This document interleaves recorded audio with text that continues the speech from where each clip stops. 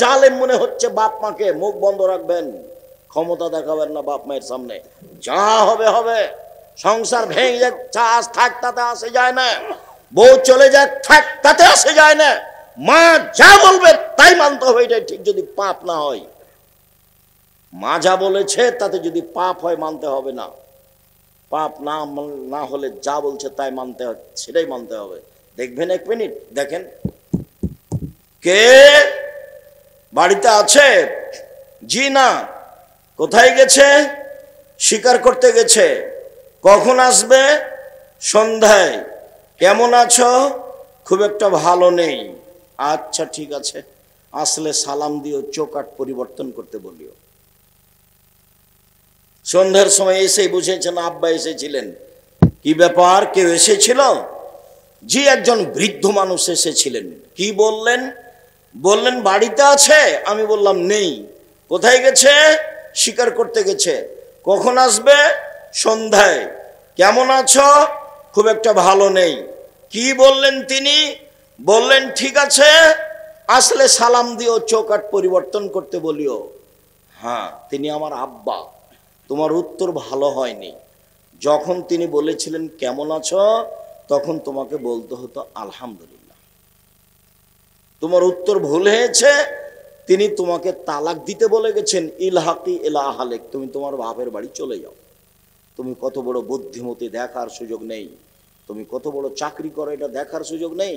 তুমি কত বড় সুন্দরী এটা দেখার সুযোগ নেই। যা বলেছেন আমার বাপ তাই হবে। হাদিস বুখারী মুসলিম। আর আল্লাহ রাসূল বলছেন, ওলা তাওকান্না ওয়ালিদাইকা মা আমারাকা আন তাখরাজা মিন আহলিকা মালিকা। বাপ মায়ের বিরুদ্ধে যাবা না, যা বলছে সেটাই মেনে নাও। যদি চাকরি ছেড়ে দিতে বলে দাও, যদি বউ তালাক দিতে বলে দাও। পরামর্শ ভিন্ন কথা। পরামর্শ আপনি দেন বাপ মাকে, সেটা ভিন্ন কথা। কিন্তু বাপ মা যেটা বলছে এক পর্যায়ে সেটাই মেনে নিতে হবে। পৃথিবীর দ্বিতীয় মহাপাপ বাপ মায়ের অবাধ্য চলা। পৃথিবীর তৃতীয় মহাপাপ মিথ্যা সাক্ষী দেওয়া। আল্লাহ রাসূল বলছেন ধারণাই সবচেয়ে বড় মিথ্যা। এবার নেন, ধারণাই সবচেয়ে বড় মিথ্যা। ধারণা করা থেকে বেঁচে থাকতে হবে। এই মনে হয় বলেছে, এই মনে হয় করেছে, এই মনে হয় বলেছে, এর নাম ধারণা। পরের অংশ আল্লাহ রাসূল বলছেন, ওয়ালা তাহাসসু ওয়ালা তাজাসসু। পৃথিবীর মানুষ, তোমরা মানুষের গোপন কথা কান লাগিয়ে শোনো না। মানুষের গোপন কথা কান লাগিয়ে শোনা হারাম, কাবিরা গুনাহ। লাভ লস দেখার সুযোগ নেই। মানুষ স্বামী স্ত্রী কি বলছে, 3 জন বসে কি বলছে, তুমি কান লাগিয়ে শুনিও না। এই জন্য আল্লাহ রাসূল বলেছেন 3 জন মিলে কোথাও গেলে 2 জন মিলে কথা বলো না, নইলে তৃতীয় জন ভাববে আমার কথাই মনে হয় বলছে, আমার কথাই মনে হয় বলছে। এদিক ওদিক ঘুরবে আর কান লাগাবে, দেখি কি বলে, দেখি কি বলে। আল্লাহ রাসূল সাল্লাল্লাহু আলাইহি ওয়াসাল্লাম বলেন, কেউ যদি মানুষের গোপন কথা কান লাগিয়ে শোনে, তাহলে সীসা তামাকে গলিয়ে জাহান্নামের আগুন দিয়ে গলিয়ে তার কানে ঢেলে দেওয়া হবে। এটা হলো শাস্তি। মানুষের গোপন কথা শোনা চিরদিনের জন্য হারাম। ওয়ালা তাজাসসু। মানুষের দোষ ত্রুটি উদ্ঘাটন করো না। 2 জন সাংবাদিক প্রতিষ্ঠানে এসেছে, আমাকে জিজ্ঞাসা করছে। তখন আমি বলছি, তোমাদের রুজি আর দুনিয়াতে হয়নি, এই রুজি করতে এসেছো, কি দিয়ে তুমি একে হালাল করবা? আল্লাহ রাসূল বলেছেন, মান সাতারা মুসলিমান সাতারাহুল্লাহ ফিদ দুনিয়া ওয়াল আখিরাহ। কেউ যদি মানুষের দোষ ত্রুটি ঢেকে রাখে, তাহলে আল্লাহ তার ইহকালের দোষ ঢেকে রাখবেন, পরকালও ঢেকে রাখবেন। তো তুমি যে এসেছো মানুষের দোষ ত্রুটি জানতে, এটা তুমি কালকে পেপারে দিবা? তো তুমি যে সরাসরি রাসূলের বিরোধী, তুমি ভিক্ষা করে খাও। তোমাকে কে সাংবাদিকতা করতে বলেছে? রুজি আর পাওনা দুনিয়াতে। সাংবাদিক সাহেব, মনে কিছু নিয়েন না, আপনি, আপনাকে খাটো করতে আসেনি। আপনি নিজের বুঝ অন্যকে দিবেন না। আপনি মানুষের দোষ ত্রুটি যেভাবে তল্লাশি চালিয়েছেন, এটা নেহায়েত, এটা হারাম, এটা কাবিরা গুনাহ। ওই সাংবাদিকের প্রয়োজন নয়, ওই সাংবাদিকতা লাগবে না। আপনি যে কয়েকদিন করেছেন এরটি কি হবে? কত মানুষের কাছে ক্ষমা নেবেন? জাহান্নামে চলে গেছে, খালি মরতে বাকি আছে। আমি বললাম অন্য রুজি করো, এটা করিও না। দেখো রুজি অনেক আছে, নইলে মানুষের বাড়িতে কাজ করে খাওয়া, ভ্যান চালাবা, রিক্সা চালাবা। আমি চকলেট দিয়ে ব্যবসা করতে বলিনি, আমি বলেছি চকলেটের ব্যবসা করো, মানে সবচেয়ে কম পয়সার ব্যবসা। শ্বশুরের কাছে যৌতুক নিয়ে ব্যবসা করতে হবে না। ভিক্ষা করা টাকা দিয়ে চাউল কিনে ভাত খেয়ে ইবাদত কবুল হবে। ভিক্ষা করা টাকা দিয়ে চাউল কিনে ভাত খেয়ে ইবাদত কবুল হবে। শ্বশুরের কাছে যৌতুক নিয়ে সেই টাকা দিয়ে চাউল কিনে ভাত খেয়ে ইবাদত কবুল হবে না। এই যে বললাম, দেখি কোন মায়ের বেটা উল্টিয়া দেয়। যৌতুকের টাকা হারাম, ওর চাউল হারাম, ওর ভাত হারাম, ও খেয়ে জান্নাতে যাবে না। কুল্লু লাহমিন নাবাতা মিনা সওতে কানাতিন রাউলা বিহি, যে শরীর হারাম উপায়ে বাড়ে তার জন্য জাহান্নাম যথেষ্ট। ব্যাংকের টাকা উঠে আপনাকে ব্যবসা করতে হবে, কে বলেছে? ব্যবসার পথ তিনটা: এক, দিন মজুরি, সন্ধ্যায় টাকা শেষ, ঘুম যাবেন, মরে যাবেন, দুনিয়া শেষ। দুই, চাকরি, 25 দিনে টাকা শেষ হবে, সাধারণত 5 দিন ধার কর্য করে চলবে, এভাবে জীবন পান। তিন, জমি চাষ, সমান সমান, না হলে লস। চার, ব্যবসা। তখন আল্লাহ রসুল বললেন, পার্টনারে যদি ব্যবসা করে, সবাই যদি সৎ হয়, তো 10 জন মিলে যদি ব্যবসা করে তাহলে 11তম আল্লাহ। যদি 3 জনে ব্যবসা করে, 4র্থ জন আল্লাহ। একজন যদি ফাঁকি দিয়ে আরেকজনের কাছ থেকে টাকা না নেয়, নিয়ে নেয় না বলে, তাহলে আল্লাহ বলবেন যে তোমরা থাকো, আমি গেলাম।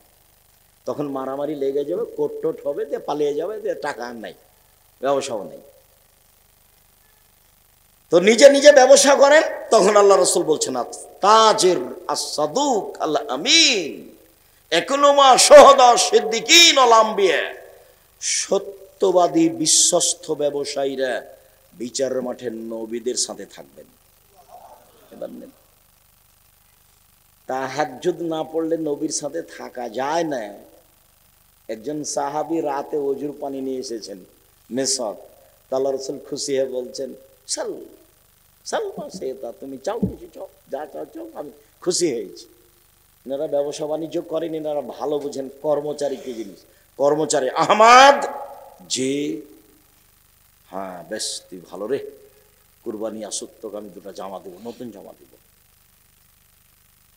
খালেদ নেই, খালেদ নেই, খালেদ নেই। কিছুক্ষণ পরে এসে বলছে, স্যার আপনি আমাকে ডাকছিলেন। খালেদ, তোকে দিয়ে হবে না রে, তুই চলে যা। তো কর্মচারীকে খুব প্রস্তুত থাকতে হয়, বিশ্বস্ত এবং শক্তিশালী, ওটা আল্লাহ বলছে। কর্মচারীকে কেমন হতে হবে? বিশ্বস্ত, শক্তিশালী। প্রমাণ মনে আছে? প্রমাণ ওই যে মুসা আলাইহিস সালাম পানি পান করালেন 2টা মেয়ের, তখন মেয়ে 2টা বলল আর আব্বাকে, আব্বা লোকটাকে কাজে নেন, লোকটা শক্তিশালী, বিশ্বস্ত, কাজে নেন আব্বা। যাকে কাজে নেবেন কর্মচারী, তাকে কি হতে হবে? বিশ্বস্ত, নাহলে সব টাকা নিয়ে পালিয়ে যাবে। তাকে হতে হবে শক্তিশালী। সম্মানিত দিনী ভাই বোন, বলছিলাম রাসূল সাল্লাল্লাহু আলাইহি সাল্লাম বললেন, তোমরা মানুষের দোষ ত্রুটি উদ্ঘাটন করো না। দোষ ত্রুটি অন্বেষণ করা, উদ্ঘাটন করা হারাম। চিরদিনের জন্য মহা পাপের কাজ হলো মানুষের দোষ ত্রুটি উদ্ঘাটন করা। সম্মানিত দিনী ভাই বোন, আমি আপনাদের আজকে একটা ঘটনা শোনাই, যাতে আল্লাহর নবী মুখে বলেছেন দোষ ত্রুটি ঢেকে রাখতে, এবং নিজে কত চেষ্টা চালিয়েছেন। মুখে যা বলেছেন সেটা বলবো ইনশাআল্লাহ, চেষ্টা যা করেছেন সেটাও বলছি। আপনি দেখেন, বুরায়দা রাদিয়াল্লাহু তাআলা আনহু বলেন, যা মাইজ ইবনে মালিক এলেন নবী সাল্লাল্লাহু আলাইহি সাল্লাম অকালা তাহিরনি ইয়া রাসূলুল্লাহ। মাইজ ইবনে মালিক একটা লোক, মালিকের বাড়ি থাকতে অশ্লীল কাজে লিপ্ত হয়। মালিক হুজ্জাল বলেন, মাইজ ইবনে মালিক, তুমি তোমার ঘটনা রাসূলের কাছে গিয়ে বলো, দেখো তো তিনি কি বলেন। মালিকের পরামর্শে মাইজ ইবনে মালিক এসে বলছেন, আল্লাহর নবী তাহিরনি, আমাকে পবিত্র করেন। আল্লাহ রাসূল জিজ্ঞাসা করলেন না, কেন তোমাকে পবিত্র করব? তিনি বললেন, ইরজে, বাড়ি ফিরে যাও, আস্তাগফিরুল্লাহ, আল্লাহর নিকটে ক্ষমা চাও, তুব ইলাইহি তওবা করো। বাক্য প্রমাণ করছে লোকটা মহাপাপ করেছে, নইলে কেন বলবেন ক্ষমা চাও, তওবা করো, ফিরে যাও। ক্ষমা চাও, তওবা করো। তওবা তো বড় পাপের জন্য হয়। উনি তো জিজ্ঞাসা করছেন না কেন। ফরাজা গায়রা বাইদিন, একটু গিয়ে আবার ফিরে এসে বলছেন তাহেরনি ইয়া রাসূলুল্লাহ, আল্লাহ রাসূল আমাকে পবিত্র করেন। তখন আল্লাহ রাসূল বলছেন ইরজে, বাড়ি ফিরে যাও, আস্তাগফিরিল্লাহ, আল্লাহর নিকটে ক্ষমা চাও, অতুব ইলাইহি, তুমি তওবা করো, পাপ ক্ষমা হয়ে যাবে। লোকটা চলে গেল। একটু গিয়ে আবার ফিরে এসে বলছে তাহেরনি ইয়া রাসূলুল্লাহ, আল্লাহ রাসূল আমাকে পবিত্র করেন। তখন আল্লাহ রাসূল বললেন তুমি ফিরে যাও, ক্ষমা চাও, তওবা করো। লোকটা চলে গেল। আবার ফিরে এসেছে, চতুর্থবার এবার হচ্ছে। যখন চতুর্থবার এসেছে তখন আল্লাহ রাসূল বলছেন আবিহি জনন, ও কি পাগল? আমি তো তাকে চলে যেতে বলছি, যায় না কেন? সে কি আমার কথা বুঝে না? আমি তো তাকে চলে যেতে বলছি, বলছি যে তুমি যাও, ক্ষমা চাও, তওবা করো, পাপ ক্ষমা হয়ে যাবে। কালু লাইসা বিমাজনুন, সাহাবীগণ বলেন জি না, আল্লাহ রাসূল তো পাগল নয়। কই, আল্লাহ রাসূল তো একবারও বলছেন না। কেন?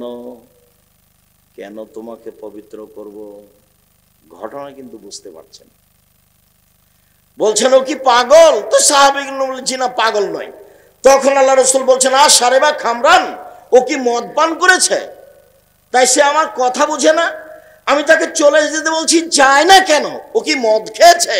তাই তার মস্তিষ্ক বিকৃত হয়েছে, সে আমার কথা বুঝে না। ফাকামা রাজুলুন ফাস্তানকাও, একটা লোক দাঁড়ালো, তার মুখে নাক লাগিয়ে মুখটা সঙ্গে দেখে বলল আল্লাহ রাসূল মা সারেবা খামরান, এ তো মদ পান করেনি। তাহলে এ পাগল নয়, এ মদ পান করেনি, এ ভালো। এখন আল্লাহ রাসূল বলছেন আজ জানাইতা, তুমি জেনা করেছো? তখন তিনি যা বলার বললেন, মানে হ্যাঁ। তখন আল্লাহ রাসূল বল ঠিক আছে, একে নিয়ে যাও, মাঠে নিয়ে গিয়ে ইট ঢেল পাথর দিয়ে মেরে ফেলো। যেটা শাস্তি সেটা তিনি করতে বললেন। ঘটনা শেষ। এখানে কথা আর একটু আছে। এই ছেলে, কোনো কাজে ব্যস্ত থাকো না, এক খেলে চেয়ে থাকবা। সম্মানিত দিনী ভাই বোন যারা আছেন, দয়া করে কোনো কাজে ব্যস্ত থাকবেন না। কথা শেষ হয়নি। অনেক দিন পরে একদিন রাসূল সাল্লাল্লাহু আলাইহি সাল্লাম রাস্তায় আসছেন, আর এই মাইজ ইবনে মালিকের মালিক হুজ্জাল রাস্তা দিয়ে যাচ্ছেন, মুখামুখি দেখা। কথা বুঝতে না পারলে আবার বলি, যাকে ইট ঢেল পাথর দিয়ে মেরে ফেলা হলো ইনি সাহাবী। এনার নাম হচ্ছে মাইজ ইবনে মালিক। ইনি একটা বাড়িতে কাজ করতেন, মালিকের নাম হুজ্জাল বা হাজ্জাল। তো এই হুজ্জাল ঘটনাটা জেনে নেয়, তার স্ত্রীর সাথে অথবা তার কাজের মেয়ের সাথে ঘটনাটা ঘটে। তো হুজ্জাল জেনে নিয়ে বলেন যে ইনি খুব ভদ্র মানুষ, মাইজ ইবনে মালিক। তো মালিকও খুব দুর্বল তার উপরে। তখন উনি বললেন দেখো মাইজ ইবনে মালিক, ঘটনা যখন ঘটেই গেছে তো তুমি একটু রাসূলের কাছে যাও, একটু পরামর্শ নেও। তো এখন রাসূলের কাছে গিয়ে সরাসরি বলছেন আমাকে পবিত্র করেন। তো আল্লাহ রাসূল তো ঘুরালেন, একবার ঘুরালেন, দুইবার ঘুরালেন, তিনবার ঘুরালেন, চারবার ঘুরালেন। পঞ্চমবারে বললেন যে ও কি পাগল? না। ষষ্ঠবারে বললেন ও কি মদ খেয়েছে? না। তখন আল্লাহ রাসূল বললেন তুমি অশ্লীল কাজ করেছো? জি। তখন আল্লাহ রাসূল বললেন ঠিক আছে, তোমরা একে ইট পাথর দিয়ে মেরে ফেলে দাও। তো ইট পাথর দিয়ে মেরে ফেলা হলো, ঘটনা শেষ। অনেকদিন পরে তার মালিক আর রাসূলের মুখামুখি দেখা। তখন আল্লাহ রাসূল বলছেন ও হুজ্জাল, লাউ সাতারতা খাবারা মাইজ ইবনে মালিক লাকুনতা খায়রান কাসীর, তুমি যদি মাইজ ইবনে মালিকের ঘটনাটা লুকিয়ে রাখতে তাহলে যে কত ভালো হতো, বেহিসাব ভালো হতো। একটা ইসিম তাবজিল শব্দ ব্যবহার করা হয়েছে, ওটাকে আপনি বুঝাতে পারিনি আমি আপনাকে। হুজ্জাল, তুমি যদি তার ঘটনাটা লুকিয়ে রাখতে তাহলে যে কত ভালো হতো। তুমি আমার কাছে কেন পাঠালে? আমি চেষ্টা করেছিলাম তার ঘটনা লুকিয়ে রাখতে, কিন্তু শেষ পর্যন্ত পারিনি। শেষ পর্যন্ত বিচার হয়েই গেছে। তুমি যদি লুকিয়ে রাখতে তাহলে কত ভালো হতো। আপনাকে এই বুখারী মুসলিমের হাদিস পেশ করে দেখালাম যে আল্লাহর নবী মানুষের দোষ ত্রুটি ঢেকে রাখতে কত চেষ্টা করেছে। আমি যদি বোঝাতে না পারি তাহলে এটা আমার ব্যর্থতা। তাহলে আপনি দল সংগঠন করে কি করবেন? মানুষের বদনাম করে নির্বাচন করে কি করতে চাচ্ছেন আপনি? ভিক্ষা করে খান। ভিক্ষা করে খাবো কেন আব্দুল রাজ্জাক সাহেব? ভিক্ষা করবো কেন? মানুষের বাড়িতে কাজ করে খাবো। আমিও তোমাকে পুরুষ হতে বলছি, ভিক্ষা করে খাবো কেন? মানুষের বাড়িতে কাজ করে খাবো। আরে কাজ করে খাবো কেন? চকলেটের ব্যবসা করব, সবচেয়ে কম টাকার ব্যবসা। 5 বছর চকলেটের ব্যবসা করব, তারপর কলার করব, তারপর কাপড়ের করব, তারপর বিদেশ থেকে জিনিস নিয়ে আসবো, কোটি কোটি টাকার মালিক হব 30 বছর পরে। এইটা পথ। ব্যবসা দিয়েই সহজ সম্ভব। ব্যবসা দিয়েই অসহায় মানুষের পাশে দাঁড়ানো যায়। আর আল্লাহকে বলবেন, আরে ব্যবসা করছি অসহায় মানুষের পাশে দাঁড়ানোর জন্য, ব্যবসা দিয়ে জান্নাত কিনে নেব। এই জন্য হজ করলে জান্নাত পাওয়া যায় কিনা যায় না, সালাত আদায় করলে জান্নাত পাওয়া যায় কিনা যায় না, রমজান মাসে সিয়াম পালন করলে জান্নাত পাওয়া যায় কিনা যায় না, তাসবিহ তাহলিল জিকির আজকার করলে জান্নাত পাওয়া যায় কিনা যায় না, কোরআন তেলাওয়াত করলে জান্নাত পাওয়া যায় কিনা যায় না। জান্নাত কিনার একটাই পথ হলো দান। আমি অসহায় মানুষকে দান করেছি, আমি জান্নাত কিনে নিয়েছি। আল্লাহ বলছেন, পৃথিবীর মানুষ, আমি তোমার জান এবং মালের বিনিময়ে জান্নাত বিক্রি করে দিলাম, যাও। তা বলেন আল্লাহ, তাই বলেন নবী। আমি এই জন্য ব্যবসা করি, আমি কোটি টাকার মালিক হয়ে সরকারকে উঠাবার বসাবো, এই জন্য আমি টাকা ইনকাম করিনি। আমার টাকা ব্যবহার হবে অসহায় মানুষের জন্য, এই জন্য ব্যবসা করি। মেয়েকে 350 550 টাকা দিয়ে চকলেট খাওয়াবো, আইসক্রিম খাওয়াবো, এই জন্য নয়। জীবিকা নির্বাহ করব মধ্যম পন্থায়। যেদিন সামান্য টাকার মালিক ছিলাম, সেই দিনও খরচ হবে মধ্যম পন্থায়। আজকে বিত্তশালী হয়েছে, আজকেও খরচ হবে মধ্যম পন্থায়। তবে ওই ব্যাখ্যাই ঠিক, হুজুর যে কথাই বলুক। কোন ব্যাখ্যা? আপনি পাবনা শহরে সবচেয়ে বেশি টাকা পয়সাওয়ালা মানুষ, ধনী মানুষ। পাবনা শহরে একটা নদীর মাছ এসেছে, যেটা 1,500 টাকা কেজি, 20 কেজি ওজনের মাছ। এটা তো কেউ কিনবে না যদি আপনি না কিনেন। তাহলে সন্ধ্যার সময় লোকটার মাছটা নষ্ট হবে। এখন আপনি যদি না কিনেন, তাহলে আপনি কৃপণ। এই কথাই ঠিক। বোঝা গেল না? কথার কি অস্পষ্টতা আসছে? তো এখন এই মাছটা কে কিনবে? আপনাকে কিনতে হবে। আপনি পুঁটির মাছ কিনবেন কেন? কিনেন, তবে এই অবস্থাতে আপনাকে এটা কিনতে হবে, নইলে বাজার অকেজো হবে। সম্মানিত দ্বীনি ভাই বোন, বলছিলাম রাসূল সাল্লাল্লাহু আলাইহি সাল্লাম মানুষের দোষ ত্রুটি ঢেকে রাখার কেমন চেষ্টা করেছে, বিষয়টি আপনার কাছে স্পষ্ট হয়েছে বলে আমি অনুমান করছি। এবার রাসূল সাল্লাল্লাহু আলাইহি সাল্লাম মানুষের দোষ ত্রুটি ঢেকে রাখার জন্য বলছেন। তিনি বলেন, মান সাতারা মুসলিমান সাতারাহুল্লাহু ফিদ দুনিয়া ওয়াল আখিরা। কেউ যদি মানুষের দোষ দুনিয়াতে ঢেকে রাখে, আল্লাহ দুনিয়াতে এবং বিচারের মাঠে তার দোষ ত্রুটির কথা ঢেকে রাখবেন। এবার বিচারের মাঠে এদিকে দেখেন, একটা লোককে আল্লাহ পাশে নিয়ে আসবেন, নিয়ে এসে তাকে আড় করে, পাশে নিয়ে এসে আড় করে তার পাপ আর নেকির খাতা তার সামনে ধরে বলবেন, দেখো তো এগুলো কি তোমার পাপ, দেখো তো। তখন বলে, জি হ্যাঁ, এগুলি আমার পাপ।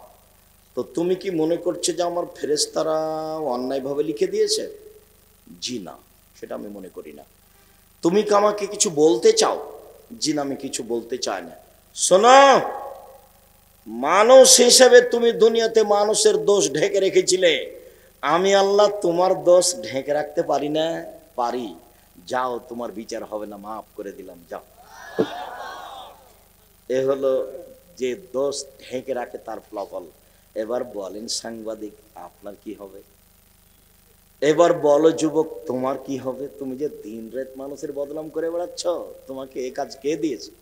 একটা সিগারেটের জন্য দিন রাত এভাবে সারা রাত বসে আড্ডা পিটো? এশার সালাতের পরে কথা বলা হারাম, জরুরি। রাষ্ট্রীয় পর্যায়ের কথা ছাড়া, ছেলে মেয়ের পারিবারিক জরুরি কথা ছাড়া এশার সালাতের পরে কোনো কথা হবে না। একরাহুল কালামা বাদাল ইশায়ে, একরাহুন নাওমা কাবাল ইশায়ে। আল্লাহ রাসূল এশার সালাতের পরে কথা বলা ঘৃণা করতেন। আল্লাহ রাসূল এশার সালাতের পূর্বে ঘুমিয়ে যাওয়া ঘৃণা করতেন। বলো, তুমি কোন লজ্জায়? তুমি নাকি মাস্টার ডিগ্রি পাস, এ কথা আমি বলিনি, তোমার বাপে বলছে। তুমি নাকি ইন্টার পাস করেছো, এ কথা আমি বলিনি, তোমার বাপে বলছে। তো তোমার বাপে যে বলছে, তো তুমি কেন রাত 12টা এখানে আড্ডা পিটো? কেন আড্ডা পিটো? এখানে আরেকজনের বদনাম করো কেন? তুমি কয় টাকার মালিক? ও তোমাকে কয় টাকা দিয়েছে? বুকে সাহস নিয়ে 5টা 4টা কাজ করিও। 1 5 ওয়াক্ত সালাত, 2 হালাল রুজি, 3 কোরআন তেলাওয়াত, 4 আড্ডা পিটা চিরদিনের জন্য হারাম। জান্নাত হবে ইনশাআল্লাহ, জান্নাত হবে। জান্নাতের পথ সহজ আছে। মহিলাদের জন্য তো একেবারেই সহজ। ওদের জন্য আল্লাহ রাসূল জান্নাতকে একবারে সহজ করে দিয়েছেন। 1 5 ওয়াক্ত সালাত, 2 রমজান মাসের সিয়াম রোজা, 3 স্বামীকে মেনে চলা, তিতা লাগুক আর মিঠা লাগুক। আব্দুর রাজ্জাক সাহেব, এই কথাই তো আপনার সহ্য করতে পারি না। তিতা লাগুক আর মিঠা লাগুক, আপনি এই কথা বলছেন কেন? আমি কি বলতে পারি? আল্লাহ রাসূল বলছেন যে স্বামীকে মেনে চলতে হবে। 4 জেনায় লিপ্ত হলো না, তাহলে তার জন্য জান্নাতের সব দরজা খোলা। জেনা যদি হয়ে গিয়েই থাকে তাহলে তওবা করো, পৃথিবীর যে কোনো বিপদ থেকে বেঁচে যাওয়া। জেনা যদি বন্ধ ঘোষণা করো তাহলে বিচারের মাঠে বিশেষ ছায়াতলে থাকতে পাবা, দুশ্চিন্তার কিছু নেই। 4টে, 1 5 ওয়াক্ত সালাত, 2 রমজান মাসের সিয়াম রোজা, 3 স্বামীকে মেনে চলা। আব্দুর রাজ্জাক সাহেব, একটু কথা বলেন। হ্যাঁ বলেন, কি বলবো? আমার স্বামীর মুখ এত খারাপ, এত খারাপ, তার মুখের দিকে আমি তাকাতেই পারি না। তাকে আমাকে এত ঘৃণা লাগে। তো আমি পানি চাই যখন তখন আমি মেয়েকে বলি যে তোর আব্বাকে পানি দিয়ে, বৌমাকে বলি যে তোমার শ্বশুরকে পানি দিয়ে আসো। কেউ যদি না থাকে আমার কাছে, যদি পানির কথা বলে, তাহলে 1 গ্লাস পানি নিয়ে সামনে এভাবে থ্যাকস করে রেখে আমি চলে যাই। আমি সহ্য করতে পারি না। সহজ পথ, আমার পরামর্শই সুন্দর। যতই তিতা লাগুক আপনি মেনে চলেন, ভালো হবে। ছেলে মেয়ে হয়েছে, সংসার এভাবেই করেন। 2টা কাজ করিয়েন না, প্রতিবাদ করবেন না জীবনে স্বামীর সামনে। হ্যাঁ তুমি এটা বললে কেন? তোমার বোন এটা বললো কেন? তোমার ভাই এটা বললো কেন? বাস, প্রতিবাদ বন্ধ। আর অভিমান করবেন না। অভিমান, এই মেয়ে কথা বলছো কেন? অভিমান করবেন না। আপনি মহিলা মানুষ, অভিমান নেই। অভিমান কি? দিনাজপুরের স্বপ্নপুরীতে কত গেল পাবনার লোকেরা, এখনো তো তুই আমাকে নিয়ে গেলে না। আর আমরা শহরে বসবাস করি। কি যে তুমি আব্দুর রাজ্জাক সাহেবের বক্তব্য শুনলে, একদিন ঈদ বকরাদের নতুন কাপড় কিনলে না, এটা হলো অভিমান। একবার যদি অভিমান করেন, 2বার যদি অভিমান করেন, সারা রাত খালি শয়তান ঠেলে নিয়ে বেড়াবে। এই অভিমান মানেনি, ওই অভিমান শোনেনি, ওই অভিমান শোনেনি। তোর স্বামী কিছুই শোনে না, তুই তালাক করিস না, সংসার করিস না, সংসার করতে হবে না। এগুলো কে বলে বলেন তো দেখি? শয়তান বলে। সকালবেলা তো তখন এ বলে মহিলা তোমার সংসার করবো না, তুমি তালাক দিয়ে দাও। তোকে তালাক দিয়ে দেবো, এক্ষুনি তালাক দিয়ে দে, আলাদা দিব, এক্ষুনি তালাক দে, এক্ষুনি। তোর চাপে বলেছে 1 তালাক, 2 তালাক, 1000 তালাক। তারপর যে তালাক যখন বলা হয়ে গেছে তখন শয়তান চলে গেছে। ইন্না লিল্লাহি ওয়া ইন্না ইলাইহি রাজিউন। ছেলে মেয়ে যে 3টে, এর নাম শয়তান, এর নাম শয়তান। অভিমান করবেন না। স্বামীকে বলবেন যা আপনার ভালো লাগে তা আমার ভালো। মোটা কাপড়ে আপনি খুশি তো আমি খুশি, চিকন কাপড়ে আপনি খুশি তো আমি খুশি। আরে আমি তো গ্রামের মেয়ে, পাবনা শহরে এসেছি, লবণ ভাতেই খুশি। আমার জীবন আপনার পায়ের নিচে রেখে জান্নাত কিনতে চাই। আমি অন্য কোনো অভিমান নিয়ে এখানে আসিনি। এই কথা বলেন, একবার শয়তান চুপটি লেগে চলে যাবে। শয়তানের কিছু বলার থাকবে না। অভিমান করবেন না আর প্রতিবাদ করবেন না, তাহলে পথ সহজ। 4টা কাজ করবেন, জান্নাত পেয়ে যাবেন। 5 ওয়াক্ত সালাত, হালাল 5 ওয়াক্ত সালাত, রমজান মাসের সিয়াম রোজা, আর স্বামীকে মেনে চলা, আর জেনায় লিপ্ত না হওয়া। জান্নাতের সব দরজা খোলা। সম্মানিত দিনী ভাই বোন, মহান আল্লাহ বলেন আলা ইয়াগতাব্বা জুকুম বাজা, অবশ্যই তোমাদের কেউ কাউর বদনাম করবে না। আবু হুরায়রা রাদিয়াল্লাহু তাআলা আনহু বলেন, রাসূল সাল্লাল্লাহু আলাইহি সাল্লাম বলেছেন, লা তুজুল মুসলিমিনা, পৃথিবীর মানুষ তোমরা মুসলমানকে কষ্ট দিও না। ওয়ালা তুয়াইরহুম, তোমরা মানুষের বদনাম করো না। আলা তাত্তাবিউ আওরাতাহিম, তোমরা তাদের কারো পিছনে পড়িও না, বদনাম করো না। মাইয়াত্তাবি আওরাতা আখিহাল মুসলিম, কেউ যদি তার কোনো মুসলমান ভাইয়ের বদনাম করে, ইয়াত্তাবিউল্লাহু তাআলা আওরাতাহু, তাহলে আল্লাহ তার বদনামে নেমে যাবেন। ওমাই ইয়াত্তাবিউল্লাহু তাআলা আওরাতাহু ইয়াফজাউ ওয়ালাউ কানা ফি জাওফির আলিন, আল্লাহ যার পিছনে লেগেছে তাকে আল্লাহ অপমান করেই ছাড়বেন, ও যদি তার বাহনের পেটের মধ্যে ঢুকে যায়। মানে মানুষের বদনাম করার পরে যদি পৃথিবীর যে কোনো জায়গাতে যান না কেন, আপনাকে আল্লাহ অপমান করেই ছাড়বেন। আপনি যদি মানুষের বদনাম করেন, তাহলে আপনার বদনাম কে করবে? আল্লাহ। এই কথাটা আপনাকে মনে রাখতে হবে। আর যদি আল্লাহ আপনার বদনামে লেগে যান, তাহলে আপনার আর বাঁচা। রাদিয়াল্লাহু তাআলা আনহু বলেন, লাম্মা ওরেজা বি, আমার প্রতিপালক যখন আমাকে উপরে নিয়ে গেলেন, জিবরাইলের মাধ্যমে উপরে যাচ্ছি, হঠাৎ দেখি বেশ কিছু লোক, লাহুম আজফারু মিন নুহাস, তাদের হাতে রয়েছে বড় বড় নখ, এরকম লম্বা লম্বা নখ। একমাসুন ওজুহাহুম সুদুরাহুম, নখ দিয়ে মুখমণ্ডলকে খামচিয়ে তুলে ফেলছে গোস্ত, বুকের উপরে খামচা মেরে গোস্ত তুলে ফেলছে, অবস্থা খুব জটিল। আমি বললাম, জিবরাইল মান হাওলা ইয়া জিবরাইল, জিবরাইলেরা কারা?